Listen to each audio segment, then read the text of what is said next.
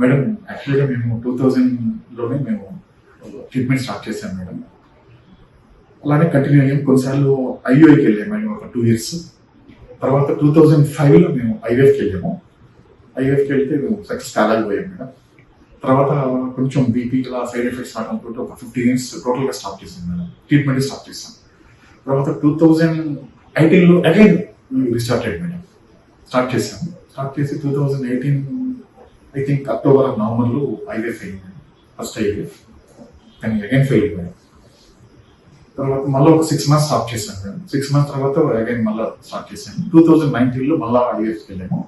ఐవీఎఫ్కి వెళ్తే tested positive but 6 weeks తర్వాత madam miscarry అయింది మేడం. తర్వాత టోటల్గా డిప్రెషన్లో వెళ్ళిపోయాము. ఇక వదిలే ఎందుకు అన్నెసరీ ట్రై చేయటము ప్లస్ ఇలా బాధపడటం ఇలాంటివి కావాలనుకున్నాను. టోటల్గా స్టాప్ చేసాము. 3 years స్టాప్ చేశాము. తర్వాత త్రూ ఫ్రెండ్స్ రికమెండ్ చేస్తే నాకు సమీనా రెడ్డి మేడం అప్రోచ్ అయ్యాను మేడం. నేను ఎందుకని ఇలా స్టాప్ చేయొద్దు మీరు వెళ్ళండి అని చెప్పాను మేడం. మా ఏజ్ కూడా కొంచెం మేడం ఎక్కువ ఏజ్ కదా, ఈ వయసు వెళ్ళటం అంటే ఎందుకు అలా ఏజ్కి సంబంధం లేదు, ధైర్యంగా ముందుకు వెళ్ళండి అన్నారు. అలా మాకు చాలా ఒక 10 minutes చాలా బాగా మాట్లాడారు మేడం. కానీ వద్దనుకొని వెళ్ళాం మేడం.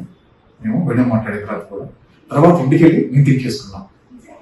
మేడం చెప్పిన మాటలు మళ్ళీ రీథింక్ చేసుకొని మళ్ళీ ఆలోచించి చేస్తే ఓకే ఎస్ ఒక్కసారి ట్రై చేద్దాము. లైఫ్లో ఒక్కసారి ట్రై చేయడం తప్పలేదు కదా, ఎన్నిసార్లు ట్రై చేశాను మేడం. అగైన్ మళ్ళీ మేము ఈ ఫిబ్రవరిలో ఫస్ట్ వీక్లో ఐవీఎఫ్కి వెళ్ళాం మేడం. ఎస్ సక్సెస్ అయింది మేడం. Tested positive madam.